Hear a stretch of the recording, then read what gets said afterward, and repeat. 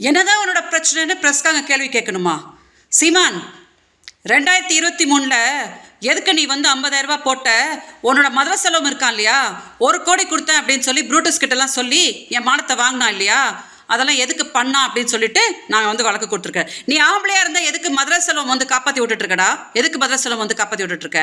நீ என்னமோ என் பிள்ளைங்க வளர்ந்துருச்சு, அது வளர்ந்துருச்சு, இது வந்துருச்சுன்னு. அப்போ எதுக்கடா என்கிட்ட வீடியோஸ் வாங்கினீங்க? எதுக்கு வீடியோஸ் வாங்கினீங்க? நீ வாங்கி வைப்ப, அப்போ நான் வாயை பொத்திக்கிட்டு இருப்பேன், அப்புறம் உங்கள் ஆட்களை வந்து டெலிகாஸ்ட் பண்ணுவேன்னு சொல்லி மெட்டுவாங்க. இதுக்குள்ளேயே நான் சாகணுமா? நீ ஆம்பளையா இருந்தா வந்து இந்த மாதிரி அநாகரிகமாக பேசாத சீமான், அநாகரிகமாக பேசாத. 2008 வெறும் 6 மாதம் தான் வந்து பழகினா. அப்போ எதுக்கடா வந்து 2011 வந்து நான் கம்ப்ளைண்ட் கொடுப்பேன்? 2011 நீங்களாம் கொடுத்த டார்ச்சருக்கு தான் நான் வந்து போட்ட துணியோட வந்து கம்ப்ளைண்ட் கொடுத்த கமிஷனர் ஆஃபீஸில். இந்த அசிங்கமாக பேசுகிற வேலையெல்லாம் வச்சுக்காதானே. நீ பேசுகிறனா உன்னை விட கேவலமாக பேசுறதுக்கு எனக்கு தெரியும். சும்மா ட்ராமா போடாத. நேற்று வரைக்கும் நீ என்ன சொல்லிட்டு இருந்த? விஜயலட்சுமினா யாருன்னே தெரியாத அவங்க திமுக கூட்டிட்டு வந்தாங்க தானே சொன்னேன். நேற்று தானே சொல்கிறேன், ஆமாம் நான் 50,000 ரூபாய் கொடுத்தா அப்படின்னு சொல்லிட்டு. எதுக்கு மதுரை செல்வம் எங்கிட்ட வீடியோஸ் வாங்கிட்டு இருந்தான்?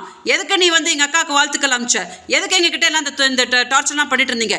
எதுக்கடா நீ முதல்ல 50,000 ரூபாய் போட்டுட்டு எதை மதுரை செல்வம் வந்து புஷன் என்கிட்ட பேசிட்டு இருந்தான்? இதெல்லாம் வந்து அங்கே பதில் சொல்லு.